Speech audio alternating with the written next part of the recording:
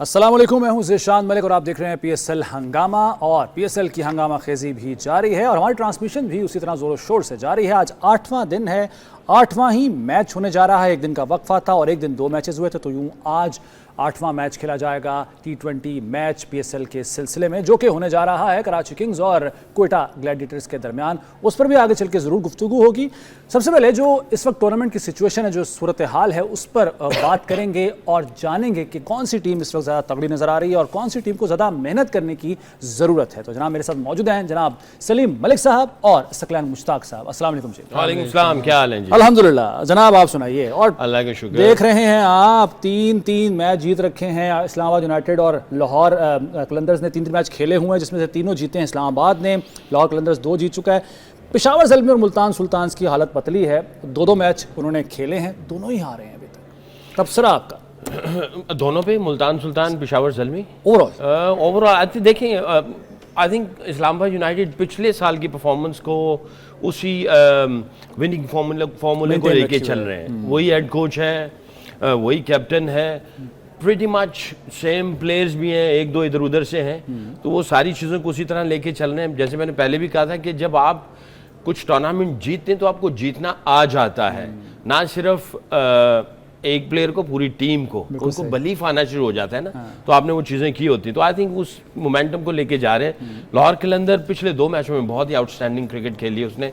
I think I give lot of credit to Shaheen Afridi, जिस तरह की वो उसकी डिप चल रही थी और उसके बाद जो आउटस्टैंडिंग किस्म के 2 मैचेस उसने किए हैं और लीड फ्रॉम द फ्रंट किया है। और खास तौर पे पिछला मैच उसने जो डेविड बॉर्नर और जेम्स विंस बड़ी मछलियां पकड़ी हैं और उधर से कमर तोड़ के उधर से उन्होंने जो है वो उनकी कमर तोड़ी है, और जिसकी वजह से लाहौर कलंदर इजीली जीत के चला गया। क्वेटा ग्लैडिएटर्स और कराची किंग का आज मुलाखड़ा है, आज इनका मुलाखड़ा है। मगर देखा जाए, थोड़ा सा पास में चले जाए तो कराची किंग और क्वेटा ग्लैडिएटर 6 और 12 हैं। यानी क्वेटा ग्लैडिएटर 12 जीते हुए और 6 जो है वो कराची किंग ने जीते हैं। ऑल टुगेदर 18 मैचेस आमना सामना टकरा हुआ उनका। तो हिस्ट्री ये कह रही है क्वेटा ग्लैडिएटर जो है वो कराची किंग के लिए एक ऐसा, समझ लें कि उनको मुश्किल में डाल देता है उनका नाम सुनते ही। तो कराची किंग देखते हैं साइकोलॉजिकली भी उनका एक इम्पैक्ट होगा ना। जी, बिल्कुल ठीक है। अब वो किस तरह आते हैं, किस अंदाज से आते हैं आज के मैच में, और ये मैच है भी बड़ा इंपॉर्टेंट, क्योंकि जो पहली लेग, इनका तो कुछ बताइए ना। I don't know Peshawar Zalmi को हो क्या गया है, मुझे समझ नहीं आ रही है। ये बाबर आजम तो नहीं हो गया? 3-4 बाबर आजम तो नहीं हो गया। अनफॉर्चुनेटली इनका जो लीडर है वो उसकी फॉर्म उस तरह नहीं है, होता है ऐसा। पर देखें, यकीन करें कि अगर लीडर नहीं है तो जो थिंक टैंक है वो लीडर भी कुछ ना कुछ चीज़ों को जो है मैनेज कर रहे होते हैं। तो आई थिंक इनके अंदर कुछ इश्यूज चल रहे हैं। एक तो ऑन फील्ड के इश्यूज हैं, और जो है वो स्पोर्ट स्टाफ जो है इन चीज़ों को कैसे मैनेज करेंगे, ये मिल के थोड़े से इश्यूज हैं। I think it's tough task for Inzi भाई एंड मुशी और मोहम्मद अकरम। तो देखते हैं मुस्कुरा रहे हैं, हंस रहे हैं। मलिक साहब नहीं यार, देखो इंजी के लिए मुश्किल क्यों होएगा? देखो अंदर टीम तो आपकी टीम ने लड़ना है।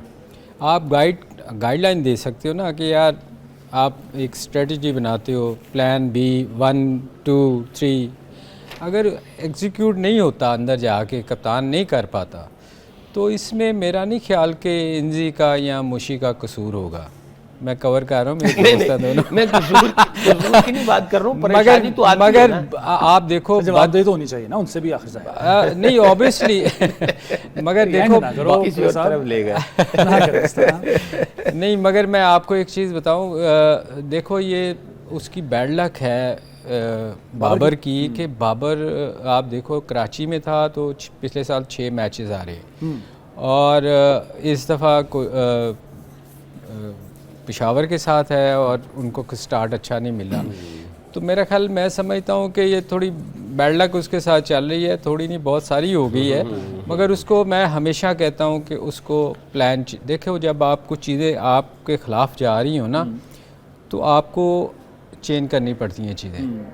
अगर आप नहीं करते, एक ही पैटर्न पे चलते रहते हैं, तो फिर चीज़ें आपके हाथ में। जो आपने बात कही है ना मलिक साहब, उससे एक सवाल पैदा हुआ है, चूँकि आपने जिक्र किया और नाज़रीन को भी उस बात का पता है कि पहले वो कराची किंग्स के लिए खेल रहे थे।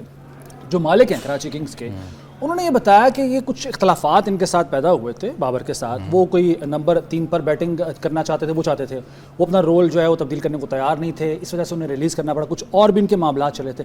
तो वही जो इख्तलाफात कराची किंग्स के मालिक के साथ या उस मैनेजमेंट के साथ थे, कहीं ऐसा तो नहीं कि यहाँ पर भी ऐसे चल रहा, क्योंकि ये इस तरह की बातें जो है ना वो बाद में सामने आती हैं, जैसे अभी सलमान इकबाल ने अब बताया आके। ऑब्वियसली देखें उस वक्त तो टूर्नामेंट चल रहा होता है, आप कोशिश करते हैं कि चीज़ें बाहर ना निकलें। क्योंकि वो आपके टूर्नामेंट को ख़राब करने के लिए मतलब नेगेटिव चीज़ जाती है ना। तो मेरे ख्याल में अगर इकबाल ने ये कहा था कि आप वन डाउन कर लें, तो मेरे ख्याल उन्होंने गलत नहीं कहा था। आप देखें ना, आप पिछले 6 मैचेस जो हारे थे, आप अगर 40-50 भी करते थे तो आपकी टीम 150 नहीं करती थी। सही है। तो आप स्ट्रगल कर रहे थे।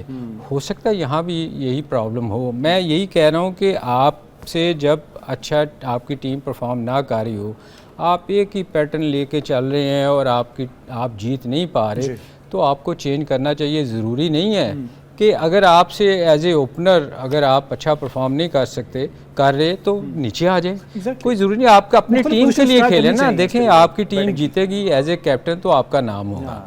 आपकी टीम हारेगी तो सारा ब्लेम आप पे जाना है कि जी कैप्टन हमारे ने कुछ नहीं किया।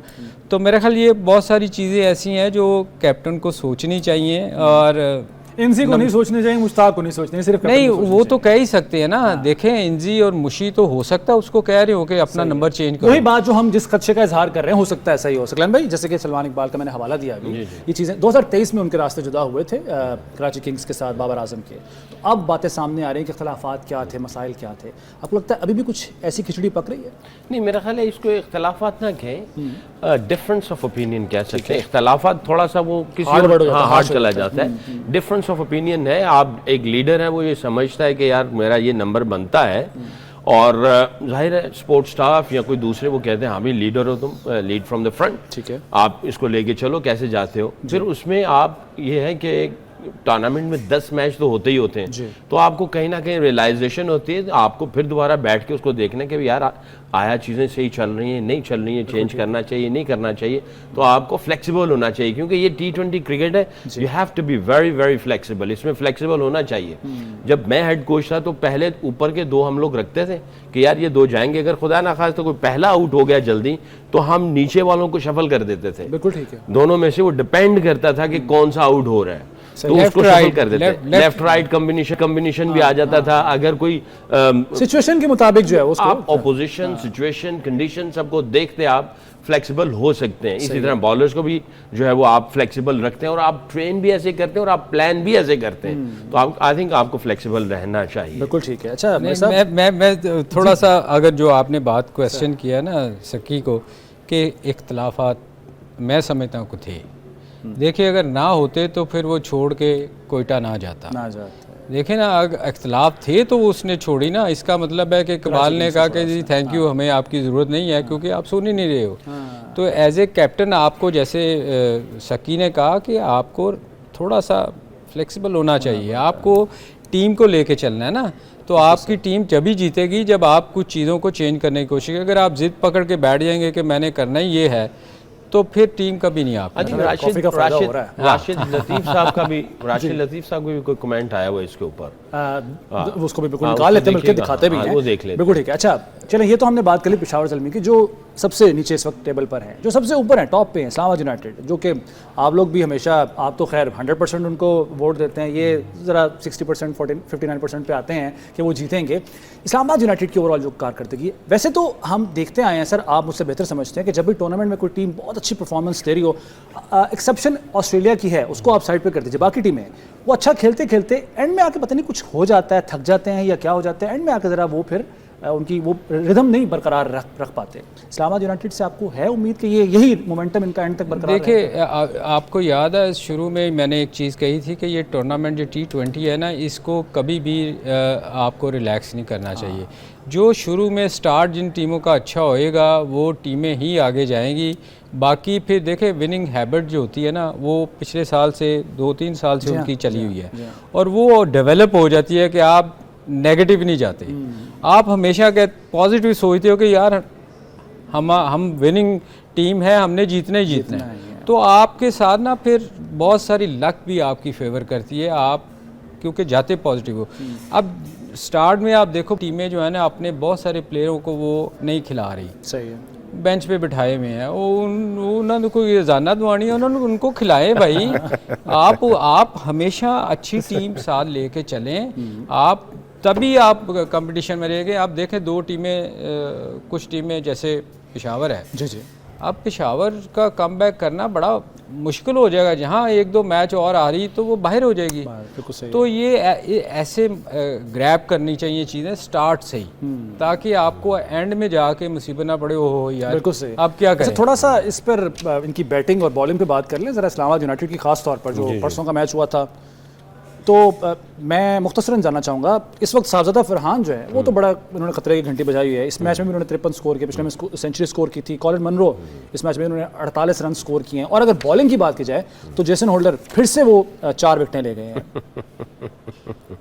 देखिए इनके सारे यूनिट जो है ना बहुत अच्छे तरीके से ऑपरेट कर रहे हैं और कोई कॉम्प्लिकेशंस नहीं है, उनको पता है अपनी स्ट्रेंथ का और स्ट्रेंथ के ऊपर रह रहे हैं और बिल्कुल क्लियर नज़र आ रहा है कि इनके प्लान्स जो हैं वो बड़े अच्छे तरीके से एग्जीक्यूट किए जा रहे हैं, इनको कोई डिस्ट्रैक्शन नहीं है। साहबजादा फरहान की मुझे एक बात बहुत अच्छी लगी, उसने कहा कि मैंने PSL से पहले उसने गालिबन 300 किए और आउटस्टैंडिंग किस्म के। अच्छा मैंने भी देखे तो मुझे जो उसका पिछले साल की जो नॉक थे और अब उसमें वाज़ह फ़र्क नज़र आया कि काफ़ी इम्प्रूव करके आया है, मेहनत करके आया वो, और शॉट्स की जो रेंज है वो तकरीबन हर तरफ की थी और अच्छी शॉट सिलेक्शन भी कर रहा था।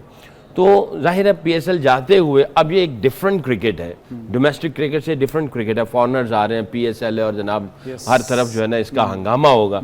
तो इसने बात की फ़ख्र से और फ़ख्र ने कहा कि जिस माइंडसेट और एटीट्यूड से तुमने डोमेस्टिक क्रिकेट खेली है उसी के साथ इधर करना है, इधर ही खेलना है वैसे ही। हालांकि बात बहुत सिंपल है मगर फिर भी इसका मतलब ये कि इनफॉर्म बैट्समैन जो है वो जब मेक श्योर करता है किसी सीनियर खिलाड़ी से कोई इन्फॉर्मेशन लेते हैं, हालांकि इसको पता भी है, जब वो लेता है तो क्लैरिटी आ जाती है। तो मैं ये समझता हूँ ये जितने भी यंगस्टर्स हैं वो बात करते रहे सीनियर से, it's a opportunity to learn from each other. आप ये सिफात का लेन देन है, ये टूर्नामेंट जो है ये सिफात का लेन देन है। आप ब्रेन पिक करो, उसको जाके एग्जीक्यूट करो। तो I give lot of credit to Sahibzada Farhan की, उसने फ़ख्र के साथ बात की, ग्रेट सपोर्ट फ्रॉम फ़ख्र। खुद ही अच्छा जेस्चर है। आई थिंक आज़म का वो नॉक नज़र नहीं आ रहा मुझे, थोड़ा सा ये जो पावर हिटर है ना, पावर हिटिंग का नीचे से जो एक दो हैं वो उस तरह नहीं चल पा रहे जो कि आज़म मशहूर है जिसके लिए। तो आई थिंक आई होप कि अगले मैचों में ये कुछ दिखाएगा अपना क्रिकेट। सर इस पर मज़ीद भी बात करेंगे, एक ब्रेक का नाज़रीन वक्त हुआ है, ब्रेक के बाद PSL हंगामा में दोबारा हाजिर होते हैं।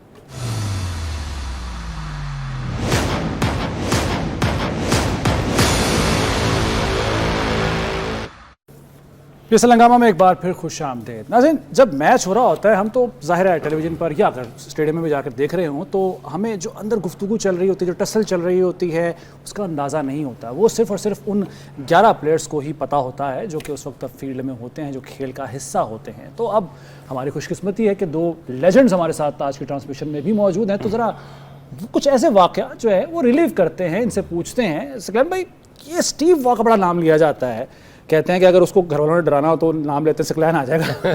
क्या चक्कर क्या है? नहीं ऐसी तो नहीं है, वो बहुत ग्रेट प्लेयर था, बहुत टसलबाजी में चला जाता था। अच्छा, अगर आपने उसको 1-2 दफ़ा आउट कर दिया ना तो बस उसने उसके बाद दिल पे ले लेता था ऐसा वैसा, और फिर उसके बाद वो आपके साथ वो यानी स्लेजिंग तो नहीं बट टसलबाजी पूरी हो जाती थी। अच्छा। मैंने उसको कोई 2-3 दफ़ा आउट किया, उस बेचारे को दूसरे की समझ नहीं आती थी। फिर उसके बाद होबार्ट टेस्ट मैच था, फिर मैंने उसको आउट कर दिया। मेरी बारी आई तो सबको घेरा लगा के ना, 3-4 को, इवन शेन वॉर्न भी साथ में आ गए, घेरा लगा के तो कहने लगा, उसने कहा, कहता है don't you think he looks like Charlie mister Bean. तो मुझे कहने लगा ये मिस्टर बीन लग रहा है। तो मैंने कहा you look like Charlie Chaplin. तो वो मिस्टर बीन और चार्ली चैपलिन वहाँ से चला और तकरीबन कोई मेरा ख्याल है कोई 5-6 दफ़ा जो है हम आपस में यही करते थे। जब भी वो सामने आता था तो मुझे कहता है mister Bean how are you, कहता है mister Charlie how are you. तो वो जो चीज़ें थी ना वो माइंड गेम खेलता था कि ये क्योंकि वो तो मेरे से बहुत सीनियर था कि इस बच्चे का जो नया लड़का है इसके जहन को थोड़ा सा डिविएट कर दिया जाए। तो वसीम भाई से भी बात होती थी, वो कहते थे इसको हंस के लिया कर, इसको ऐसे ही जहन पे ना लेके जाना। तो काफ़ी अर्सा तक मेरा और उसका ये नाम पड़ गया था। जब भी हम सामने आते थे तो एक दूसरे को चार्ली और मिस्टर बीन कह के ना हम लोग हेलवाई करते थे। We had a great time against each. ज़बरदस्त। आपके किसी के साथ इस तरह से टसलबाजी किसी बॉलर के साथ, ऑब्वियसली ज़ाहिर है आपकी बैटिंग करने आप आते थे तो कोशिश तो ज़ाहिर है हर बॉलर की होती है कि प्रेशर डाल के आउट किया जाए किसी तरह सेट बैट्समैन को, कभी ऐसा कोई वाक़या? एज ए बॉलर या क्योंकि बॉलिंग भी करता रहा ना, मेरे 90 के करीब आउट भी है, मतलब उस पे भी ज़रा रोशनी बड़ी। वैसे मैं हैरान हूँ कि कैसे आउट हो जाते थे। बड़े अच्छे। मैं एक दफ़ा ना इंडिया गया तो मुझे कहते हैं यार आपको क्या कहते हैं जब आप बॉलिंग करने आते हो, right arm, leg spinner, off spinner, medium pacer, fast bowler. मैं को मुझे कहते हैं जीबो गरीब बॉलर, राइट आर्म जीबो सरप्राइजिंग बॉलर। मगर टसल यार जहाँ तक है ना, एज ए बैट्समैन जो होता है ना आपको कूल ही रहना चाहिए। आप देखो मैं कभी किसी से नहीं लड़ा था। सही है। मैं कोई कह भी देता था ना तो अगर आप लड़ते हो ना तो इसका मतलब आपकी शादी जल्दी हो गई होगी ना, जल्दी एज में, इसलिए नहीं, शादी मेरी ठीक टाइम पे हुई थी। मगर ये था कि मैं मेच्योर जल्दी हो गया था देख देख के। स्पेशली ऑस्ट्रेलियन के खिलाफ तो आपको बोलना नहीं चाहिए, क्योंकि उन्होंने ज़रा सा आप उनको छेड़ते थे ना तो वो तो सारी टीम आपके पीछे पड़ गई। वो एक इधर से गाली दे रहा होता था, एक ये तो मैच रेफरी ना आता, इनकी वजह से आया था मैच रेफरी। अच्छा। अदरवाइज तो बाकी कंट्रीज में इतना नहीं था, गोरे नहीं करते थे, न्यूजीलैंड वाले नहीं करते, कोई नहीं करता था। इवन वेस्ट से भी पीटते हैं, बल्ले से भी पीटते हैं, चाहते हैं कि ऑस्ट्रेलियंस। मगर ये बहुत बहुत स्लेजिंग करते। अच्छा। हर सबसे ज़्यादा जो है ऑस्ट्रेलियंस हैं, थे ही ऑस्ट्रेलियन। इन्होंने इतना कर दिया था गन कि वो उन्होंने उनको मैच रेफरी लाना पड़ा। अच्छा। अब आप कहेंगे कोई वाकया सुनाओ। सर मैं इसी तरफ आ रहा था। मैं सुनाया है, वही वाला सुना दूं फिर। चलिए सुना दें वो आप तेल की बात जो थोड़ा जरा प्लीज प्लीज प्लीज नहीं प्लीज उसको सेंसर करके नहीं वो हुआ तेल पिया उसने यार। ये किसने पिया था तेल वैसे ये? और ये हमारे एक साबर कालिया प्लेयर थे, वो रेलवे से खेलते थे और रेलवे के बड़ा बहुत आला प्लेयर था, अल्लाह उसको जन्नत नसीब करे, फौत हो गए हैं। तो वो ना कदाफी स्टेडियम में हमारा मैच हो रहा था, तो कप्तान रबनवाज हमारे फर्स्ट क्लास के एम्पायर हुआ थे, उनको मेजर कहते हैं। मेरे वैसे वो कोच भी थे। अच्छा। मैंने सारी क्रिकेट उन्हीं से सीखी थी माशाल्लाह। तो कप्तान रबनवाज बड़े विटी किस्म के आदमी थे, वो देखते कुछ नहीं थे जी, मतलब बोल देते थे जो उनके दिल में आता। वो 50 जून जुलाई का दिन, वो गर्मी से अंदर आया तो रेलवे की टीम में ना उस वक्त बड़ी लड़ाई हुआ करती थी कि खाने को इतना कोई ख़ास कुछ देते नहीं थे वो, तो अक्सर हम सुनते थे। अभी बैंक से खेलना तो अंदर उनकी लड़ाइयाँ हो रही होती थी। अच्छा। तो वो आया ना अंदर तो वहाँ एक 7 अप की बोतल पड़ी हुई थी। ठीक है। उसने जल्दी से ना 7 अप की बोतल उठाई, खटाखट पी गया। अच्छा। अब उसने जब 2 घूंट लिए ना तो उसको आया कि ये तो ना ठंडी है ना उसका मज़ा आ रहा है 7 अप का। तो वो कहता है वो कड़वा तेल था। ओए होए, कड़वा तेल। तो वो कप्तान जी को कहता है, कप्तान जी मैं कड़वा तेल पी लिया, अब मैं क्या करूं? कहता पुत्र कोई नहीं, ऐसा ना कर, बेसन खा तो पकौड़े कड्डी जा। अच्छा चले, ये तो हो गया। अच्छा मैं सलाम भाई आपकी तरफ आता हूँ जरा। ये वाक़या तो सुना दिया मेरे सामने थोड़ा सा ये ठीक है जी, सही है। सलाम भाई एक आपके बारे में, मतलब कुछ प्लेयर्स ऐसे हैं जिनका एक तासुर बना हुआ है कि यार ये जब फील्ड में होते हैं, हालांकि बॉलर जब उसको मार पड़ रही होती है गुस्सा आना एक फितरी बात है, आपको हमने हमेशा एक कूल मोड में देखा है। वो वाला जो बैटिंग में हमने सचिन तेंदुलकर से जैसे मंसूब किया जाता है, क्या गुस्सा नहीं आता था या फिर आप उसको छुपाने की महारत रखते हैं? ये उस तरह मार पड़ी नहीं ना। सही है, सही है जी। देखिए सबसे जो पहली स्किल है ना एग्जीक्यूशन से पहले, जो आपके हाथ में जो जादू है, उस सबसे पहली स्किल जो है ना आपके दिल और दिमाग की स्किल है। बिल्कुल ठीक है। अगर आपकी ये स्किल्स ठीक हैं तो फिर आपके बाजुओं के अंदर, गेंद के अंदर जो स्किल्स हैं वो ठीक होंगी। अगर इसको आपने कंट्रोल नहीं किया तो आप गेंद को भी कंट्रोल नहीं कर पाएंगे, आप प्लेयर को भी कंट्रोल नहीं कर पाएंगे और मैच को भी कंट्रोल नहीं कर पाएंगे। तो you have to be patient all the time. Temperament जैसे बैट्समैन को चाहिए, बॉलर को भी चाहिए। आपको चेस की तरह चलना है, स्लोली किस तरह ट्रैप करना है, और फिर आपकी बॉडी लैंग्वेज भी है आपने, क्योंकि जैसे मैंने पहले कहा, आज जब आप बॉल कर रहे हैं तो आप जब अपना थॉट प्रोसेस है उसके ऊपर फोकस कर रहे हैं तो आप दूसरी चीज़ों को आप इग्नोर करते चले जाते हैं। तो अगर आप उधर आपका प्रोसेस ठीक नहीं, थॉट प्रोसेस, जैसे मैंने कल परसों भी कहा था कि आपने ऑब्जर्व करना है, observation, intention, imagination, execution, observation, तो ये आप चलता रहेगा। आप इसी के अंदर उसको बैट्समैन को देख रहे होंगे मैंने किस तरह चलना है। जो बाहर की आवाज़ें आपने उसको इग्नोर करना है। अगर बाहर की आवाज़ अंदर चली गई तो आपकी इमेजिनेशन खराब होगी। बिल्कुल सही। भाई साहब, अंपायर को गेंद मारने के अलावा किसी और को भी जख्मी किया मुझे घुटने में आपने बॉल मारी थी। नहीं, मैं आपको बताऊं, ये जो शकी बात कर रहे हैं ना, देखें जब आप जो स्पिनर होते हैं ना वो वैसे ज़्यादातर एग्रेसिव नहीं होते, बहुत कम होते हैं, वो बड़े कूल माइंडेड होते हैं, क्योंकि उनको पता है कि स्पिन बॉलिंग करनी है, ये बाउंसर तो मार नहीं सकते। तो वो बड़े चालाक किस्म के, जैसे शक्की तो खैर एक्स्ट्रा ऑर्डिनरी अल्लाह ने इसको सलाहियत दी हुई थी ना। नॉर्मली भी आप देखो स्पिनर जो होते हैं ना, जो पागल कहा जाता है वो फास्ट बॉलरों को कहा जाता है कि उनका ऊपर वाला दिमाग नहीं, क्योंकि वो अग्रेसिव नहीं होएंगे तो वो उनसे काम नहीं चलेगा, क्योंकि वो होते ही अग्रेसिव हैं। क्योंकि जितने भी फास्ट बॉलर देखो, कोई भी फास्ट बॉलर देख लो, वो बहुत ज़्यादा अग्रेसिव होएगा, क्योंकि उसको मार पड़ती है ना तो वो उसका दिमाग हिल जाता है। वो अक्सर आप देखो कि वो अक्सर फिर शॉर्ट पिच करने की कोशिश करता है, डराने की कोशिश करता है, आपको मार भी पड़ती है और उसमें विकेटें भी मिलती हैं।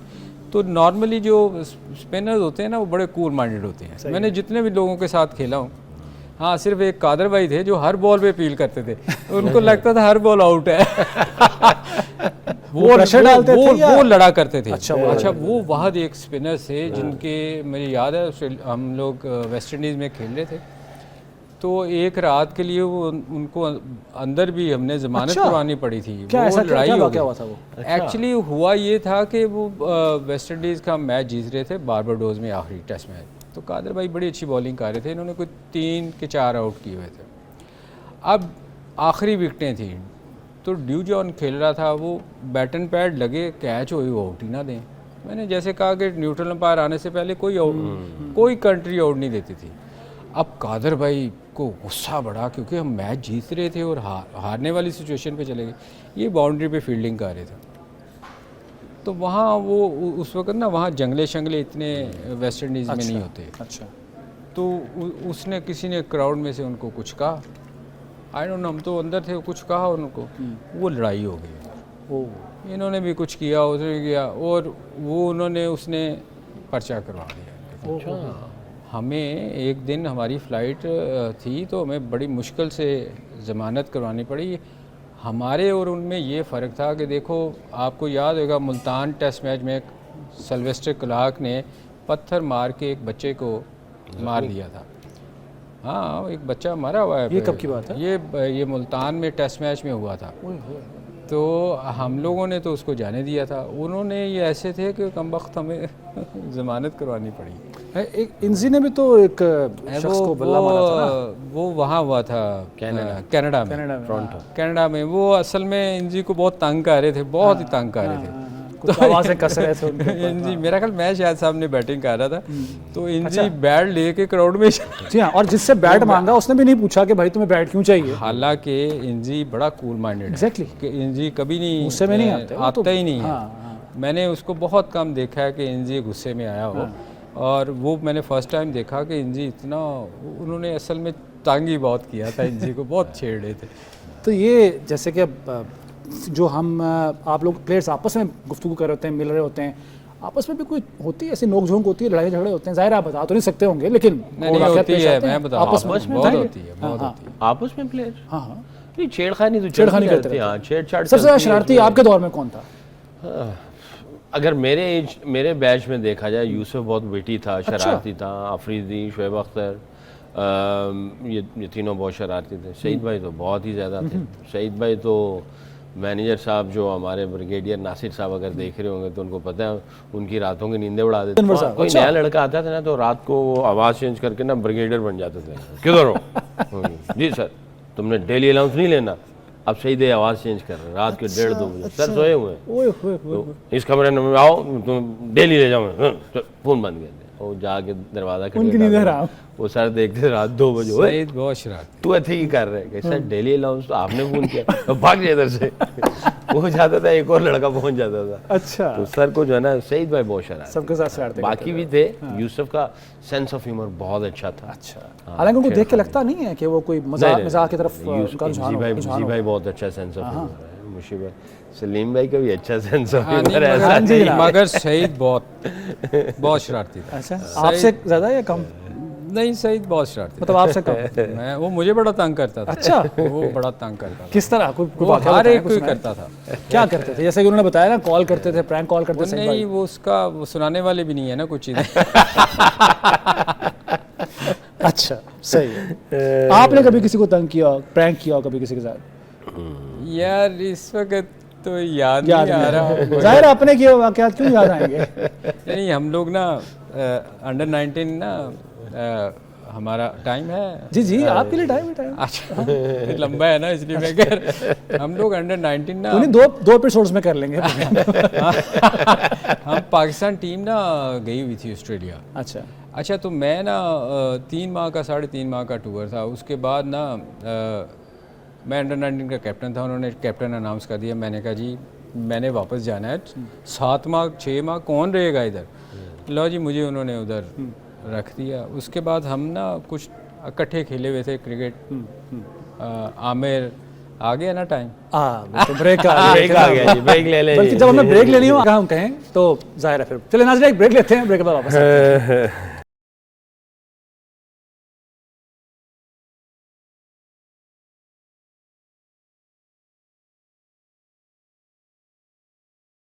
ट्रांसमिशन में एक बार आपको फिर खुशामदेद कहते हैं और अब बात कर लेते हैं आज के मैच की। कोयटा ग्लैडिएटर्स मध्य मुकाबिल होंगे कराची किंग्स के, और दोनों की पोजीशन कुछ इस तरह से कि कराची किंग्स ने 2 मैच खेले हैं इस टूर्नामेंट में अब तक, जिसमें से वो 1 मैच जीते हैं और 1 हारे हैं, जबकि कोयटा ग्लैडिएटर्स ने भी 2 मैच खेल रखे हैं, 1 मैच वो जीते हैं, 1 हारे हैं। लेकिन अगर ऑन पेपर बात की जाए तो कोयटा ग्लैडिएटर्स निस्बतन बेहतर पोजीशन में है कराची किंग्स के। इस बात से किस हद तक इत्तफाक करते हैं सकलैन मुश्ताक साहब और सलीम मलिक साहब, इनसे बारी बारी पूछ लेते हैं।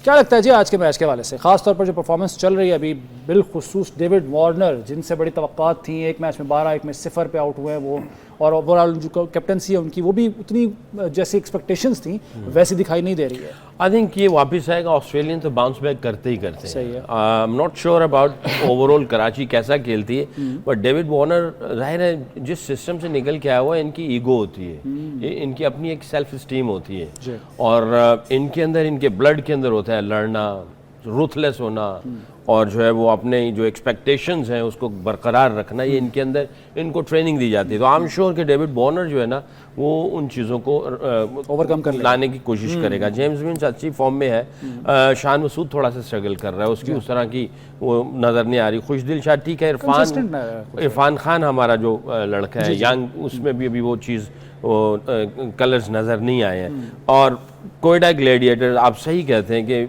अगर देखा जाए तो इनमें थोड़ा सा नज़र आ रहा है कि ये थोड़ा सा कदरे बेहतर है, कदरे बेहतर है। हालांकि दोनों के 2 मैचेस हुए, 1-1 जीते हैं, 1-1 हारे हैं, बट अगर वैसे देखा जाए तो कोयटा ग्लैडिएटर्स और कराची किंग का वो माइनस में जा रहे हैं नेट रन रेट में, -1.417, और वो प्लस में 0.025। तो इसमें कदरे वो चीज़ें कुछ बेहतर ऑपरेट कर रहे हैं, अगर हारते भी हैं तो कदरे उनसे बेहतर यानी फाइट कर रहे हैं, हल्की फुल्की अच्छी सी।